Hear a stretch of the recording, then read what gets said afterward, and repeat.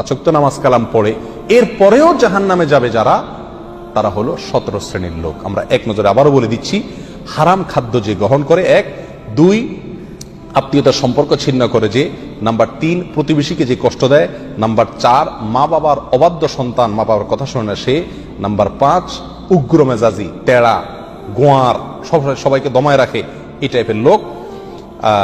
Number 6 অধীনস্থদেরকে, প্রজাদেরকে, যে সমস্ত শাসকেরা, যে সমস্ত রাজারা, যে সমস্ত রাষ্ট্রপ্রধানেরা, সরকার প্রধানেরা বা যে যে লেভেলে আছে সে তার প্রজাদেরকে ধোঁকা দেয় যে তারা।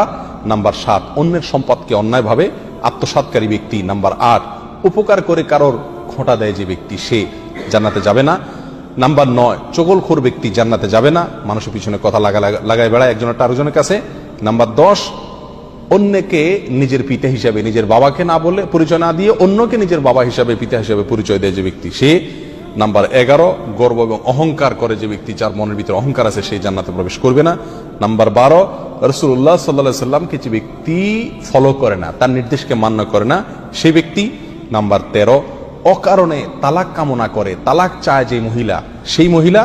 নাম্বার 14 দুনিয়াবী উদ্দেশ্যে যারা এলেম শিখে, কোরআন হাদিস শিখে, এলেম অর্জন করে, আলেম হয় দুনিয়াবী উদ্দেশ্যে, দুনিয়ার কোনো ধান্দায়, আল্লাহকে খুশি করা ছাড়া অন্য কোনো ধান্দায়, তারা।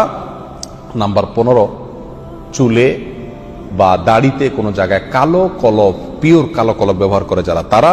এবং নাম্বার 16 যে কোনো ভালো কাজ করে সেখানে মানুষকে দেখানো, এটা ফলাও করা, প্রচার করা, এই উদ্দেশ্য থাকে যাদের, তারা। নাম্বার 17 ওয়ারিশকে বঞ্চিত করে তার হক থেকে, এরকম অভিভাবক। এই শ্রেণীর লোকেরা মুসলমান হয়েও জান্নাতি হতে পারবে না। আল্লাহ তাআলা আমাদের সবাইকে এই দুর্ভাগাদের তালিকা থেকে আমাদের নামগুলোকে বের করে আনার তৌফিক দান করুন।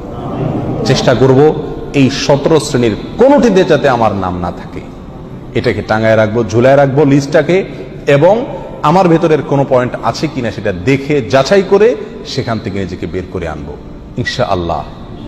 এরপরে আল্লাহ সুবহানাহু ওয়া তাআলার কাছে জান্নাত চাইতে পারবো, আশা করতে পারবো জোরালো ভাবে।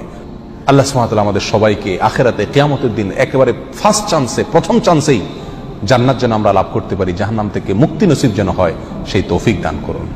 জাযাকুমুল্লাহ ওয়া আখিরু দাওয়ানা আলহামদুলিল্লাহি রাব্বিল আলামিন।